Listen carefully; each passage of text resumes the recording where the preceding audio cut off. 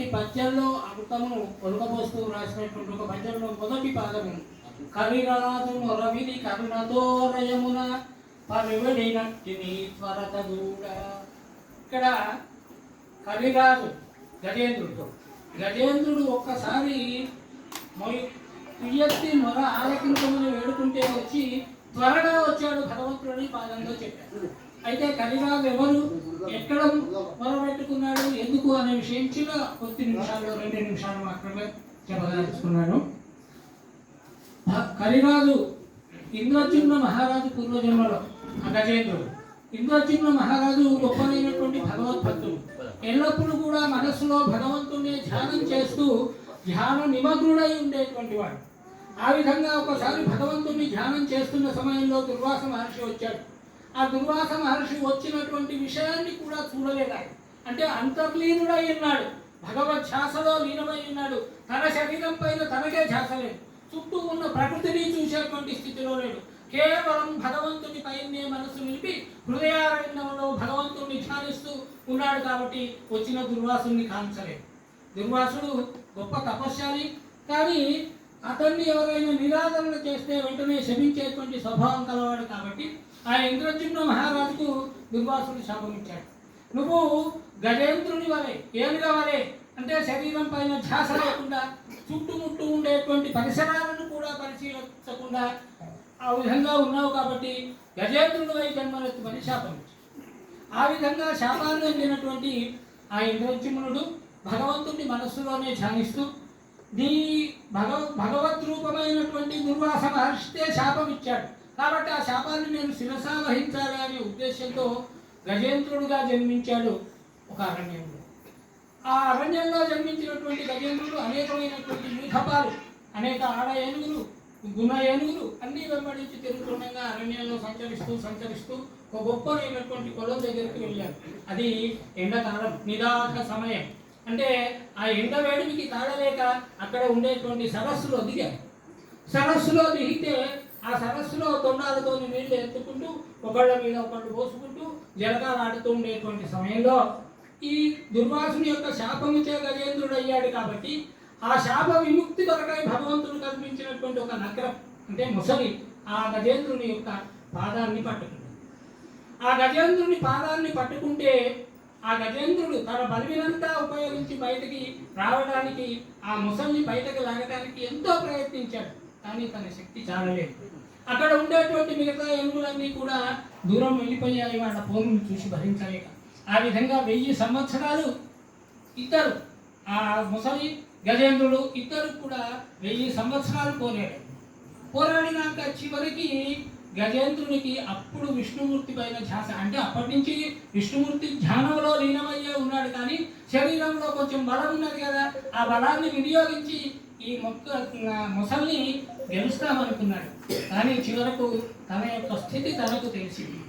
నేను ఎంత గొప్పగా పోరాడినప్పటికీ కూడా భగవంతుని యొక్క ఆజ్ఞ లేనిది, భగవంతుని యొక్క మన పైన ఉండేటువంటి దయ లేనిది పూచిక పూలను కూడా కదిలించలేమనేటువంటి ధ్యాస మనస్సులో వచ్చి ఒక్కసారి విష్ణుమూర్తిని వేడుకున్నాడు.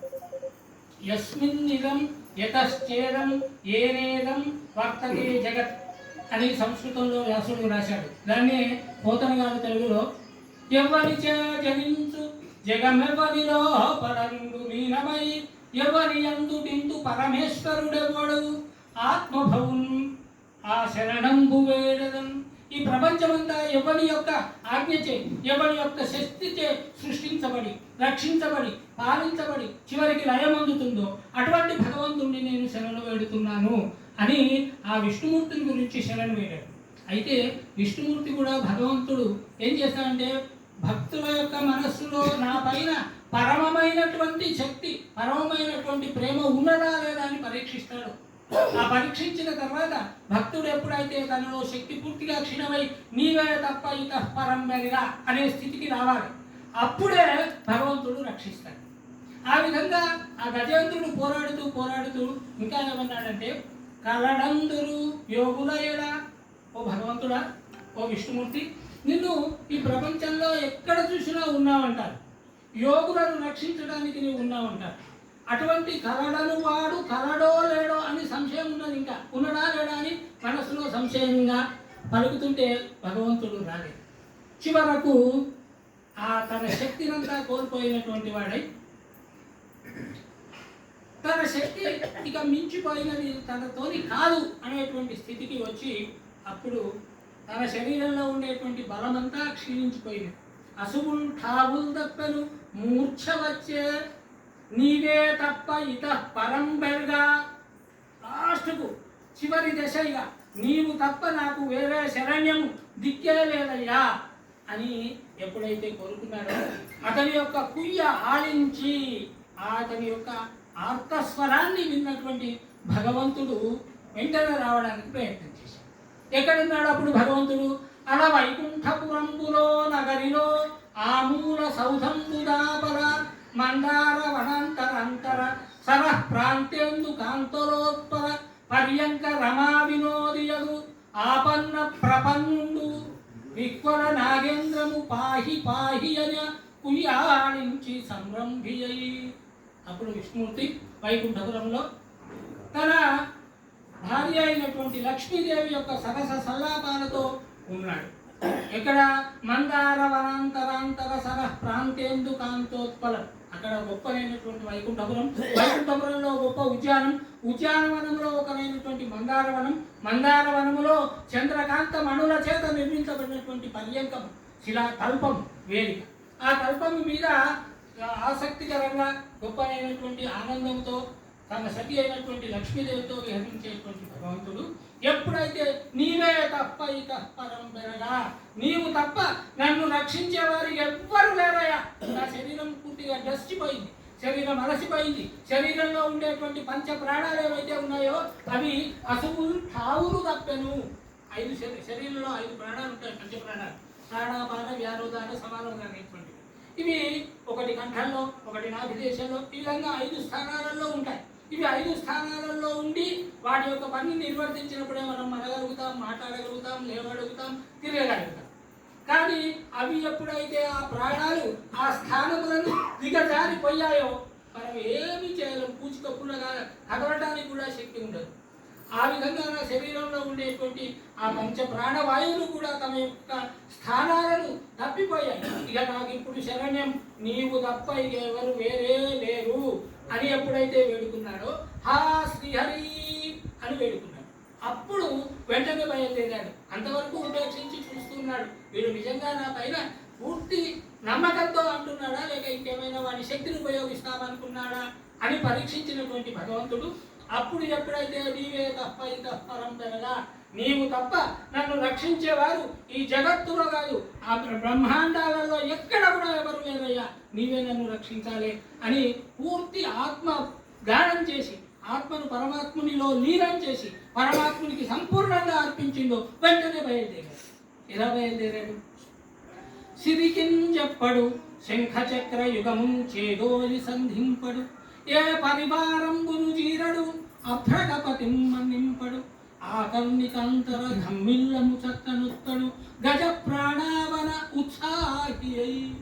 అప్పుడు విష్ణుమూర్తి అక్కడ లక్ష్మీదేవితో సరస్వలాపాల ఆడేటువంటి విష్ణుమూర్తి ఇతని యొక్క ఆర్తితో కూడినటువంటి ఏ కుయ్య అంటే ఏ యొక్క ఆర్తితో కూడినటువంటి దీన స్వరాన్ని విన్నాడో వెంటనే బయలుదేరాడు. సిరికిని చెప్పడు. పక్కన ఉండేటువంటి లక్ష్మీదేవి కూడా చెప్తాడు, నేను వెళ్ళొస్తున్నా, నన్ను పిలుస్తున్నాడు నా భక్తుడు, అతన్ని రక్షించడానికి వెళుతున్నాను చెప్పే సందు కూడా, అంటే చెప్పేటువంటి సమయం కూడా చెబితే వాడికి అక్కడ ఏమవుతుంది. కాబట్టి ఆ చెప్పాలనేటువంటి జిజ్ఞాస కూడా లేదు భగవంతునికి. సిరికిని చెప్పడు. పోనీ వెళుతున్నాడు కదా, అతని యొక్క ఆయుధాలు శంఖం, చక్రం, గదా, పద్మం, వనమాలి ఇవన్నీ వేటిని తీసుకువెళ్ళాలి. సిరికిని చెప్పడు శంఖ చక్ర యుగమున్, శంఖం కానీ చక్రాన్ని కానీ 2 చేతుల్లో ధరించలేడు. చేదోయి సంధింపడు ఏ పరివారం పునుజీరడు, తనకు పార్శ్వదులందరూ అనేక మంది లోకపాలకులు, తర్వాత ద్వారపాలకులు, అనేక మంది సైన్యము, అనేక మంది సామంతులు, వీళ్ళెవరిని ఎవరిని కూడా రమ్మని అనలే. అంటే ఆర్తరక్షణ పరాయణత్వం. భగవంతుడు ఎవరైతే ఆర్తిలో ఉన్నాడో వాడిని రక్షించాలనేటువంటి వేదము తప్ప నేను వెంట వెళ్తున్నాను, అక్కడ ఎవరితో యుద్ధం చేయాల్సి వస్తుందో, మరి ఆయుధాలు తీసుకువెళ్దామా, పరివారాన్ని వెంట తీసుకువెళ్దామా అని కూడా ఆలోచించాలి. ఇదంతా కోరిక. మరి ఎక్కడ భగవంతుడు అలా వైకుంఠపురంలో ఉన్నటువంటి భగవంతుడు ఈ భూలోకంలో ఉండేటువంటి ఆ సరస్సులో ఉండేటువంటి ఏనుగుని కాపాడటానికి ఎంత వేగంగా రావాలంటే ఏదైనా ప్రయాణ సాధనం కావాలి. భగవంతునికి ప్రయాణ సాధనం గరుత్మంతుడు. అభ్రకపతి మందించడు. అభ్రకపతి పక్షులకు రాదు, పక్షి రాదు, గరుత్మంతుడు. గరుత్మంతుడిని కూడా రారా వెళదాం అని మన్నించాడు, పిలువడి. ఆ విధంగా అంత వేగంతో పరిగెత్తి అక్కడికి వెళ్ళి ఆ నక్రాన్ని నుంచి అంటే ఆ ముసలి నుంచి తన చక్రాయుధాన్ని అంటే విరగానే వెంటనే వచ్చాయి ఆయుధాలన్నీ, ఒకటి వెనుక ఒకటి వస్తూనే ఉన్నారు. వెంక లక్ష్మీదేవి అక్కడి నుంచి బయలుదేరి లక్ష్మీదేవి కూడా వెంట వస్తుంది. అభ్రకపతి వచ్చాడు, ఆయుధాలు వచ్చాయి. అవన్నింటినీ రాగానే వెంటనే చక్రాయుధంతో ఆ ముసలి యొక్క తలను నరికివేసి గజేంద్రుడిని రక్షించాడు. అంటే భక్తుణ్ణి రక్షించాలి అనేటువంటి వేగము భగవంతుల్లో ఎంతున్నది అనేటువంటి విషయాన్ని ఈ పద్యంలో చెప్పింది. అయితే ఇది పోతన రాసినటువంటి పద్యాన్ని చూసి శ్రీనాథ మహాకవి ఏం చేశాడంటే, పోతన శ్రీనాథులు ఇద్దరు వియంతు. ఏమైనా శ్రీనాథునికి మొదటి నుంచి కూడా రాజుల యొక్క సంస్థానాలలో గొప్పదైనటువంటి భోగాలు అనుభవించడం అలవాటు. అయితే సింగరాయ భూపాలుడు ఈ పోతన మహాకవిత్వం రాస్తున్నాడు, ఎట్లన్నా తెచ్చి ఆ పోతన కవిత్వాన్ని నాకు అంకితం చేయించు, నా ఆస్థానంలో పోతనను ప్రవేశపెట్టుకొని అడిగితే శ్రీనాథుడు బయలుదేరి వచ్చి ఏమయ్యా కవిత్వం రాస్తే ఇట్లానే ఉంటారా? ఎందుకు వెళ్ళాడు భగవంతుడు? అక్కడ ముసలిని సంహరించడానికి వెళ్ళాడు. మరి ఉత్త చేతులతో వెళితే ఏ లాభం? ఎలా సంహరిస్తాడు అనుకున్నాడు. ఇది కాదయ్యా కవిత్వం రాసే పద్ధతిని కొంచెం హేళన చేశాడు.